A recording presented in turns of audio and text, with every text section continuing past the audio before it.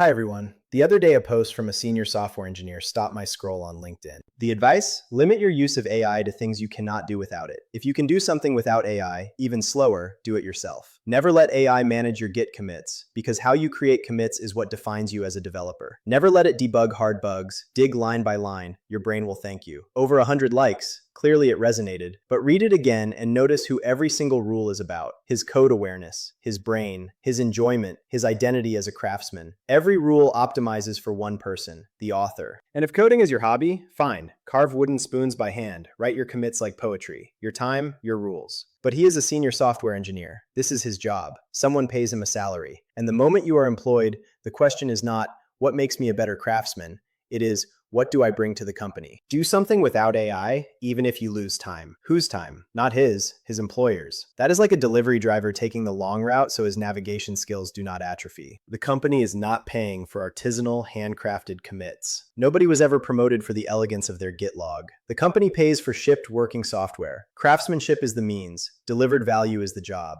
I know the counter-argument, it is his whole premise. Stop doing things by hand and your skills atrophy. But we have heard this warning before, word for word. When Fortran came out, assembly programmers said the same. Let the compiler write your machine code, and you will lose your understanding of the CPU. Time passed. Compilers won. Today, most developers cannot name a single register, and nobody cares. Their code ships, their companies make money. The same happened with SQL, with garbage collection. AI is the next step on that same ladder. Fewer and fewer people will want to debug line by line. And that is not degradation. That is progress doing what progress always does. The valuable developers are not the ones guarding their old workflow like assembly programmers guarded their registers. They are the ones who move up the ladder first. So here is where I land. The world of software development is changing, and we do not get a vote on that. The only choice we get is whether to evolve with it or to protect habits the industry is already leaving behind. And next time you make a rule about how you work, ask one question. Does this rule serve the work, or does it just serve me? And here is the trap. It probably feels like it serves you.